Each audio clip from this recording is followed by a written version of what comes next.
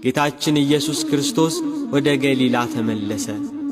ወንጌልን ማስተማር ሲጀምር ዕድሜው 30 ዓመት ሆኖት ነበር። በምኵራብ እየገባ ያስተምር ነበር። ሁሉም ከትምህርቱ የተነሣ ይገረሙ ይደነቁ ነበር፣ ያመሰግኑትም ነበር። ቃሉን የሚሰሙት የሚከተሉት በረከቱ። ከሮማውያን ቀኝ ግዛት ነፃ ያወጣናል ብለው የጠበቁ፣ የእስራኤል ዘነፍስ መድኃኒትን የናፈቁ፣ በደዌ ሥጋ በደዌ ነፍስ የተያዙ፣ በበሽታ የሚማቅቁ፣ ተስፋ ያጠራቸው የምሥራቹን ለመስማት 5 ገበያ የሚሆን ሕዝብ ይከታተለዋል።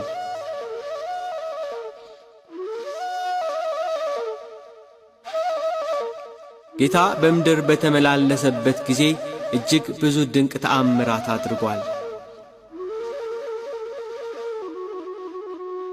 በአንድ ሀገር ሳለ ሁለንተናው በለምጽ የተያዘ ሰው አገኘ።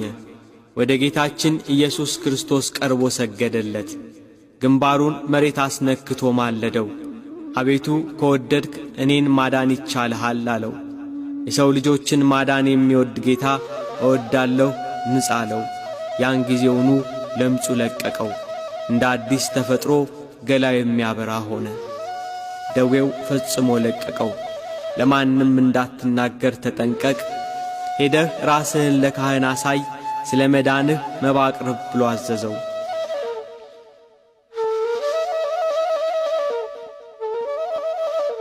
የሚከተሉት በረከቱ። ብዙ ሕዝብም ሊሰሙትና ከደዌያቸው ሊፈወሱ ይሰባሰቡ ነበር። በልዩ ልዩ ደዌ የተያዙ የታመሙ ሁሉ፣ አጋንንት ያደሩባቸው ሰዎች፣ በጨረቃ የሚነሳባቸው ሰዎች፣ ሽባዎችንም ወደ እርሱ አመጡ።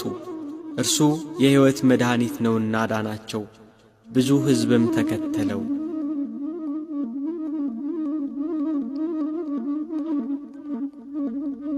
በገሊላ ባሕር ዳር በስተ ሰሜን ባለች ወደ ናሆም መንደር ወደ ቅፍርናሆም ገባ። ጌታችን ኢየሱስ ክርስቶስ እየተዘዋወረ ሲሰብክ መኖሪያው ቅፍርናሆም ነበር። ወደ ቅፍርናሆም ሲገባ ልጁ የታመመበት የጌታን ተአምራት የሰማ አንድ የመቶ አለቃ ወደ ጌታ ኢየሱስ ክርስቶስ እየገሰገሰ መጣ። ጌታን ባገኘው ጊዜ ብላቴናዬ ሽባ ሆኗል፣ እጅግ እየተሰቃየ በቤቴ ተኝቷል፣ አድንልኝ ብሎ ለመነው።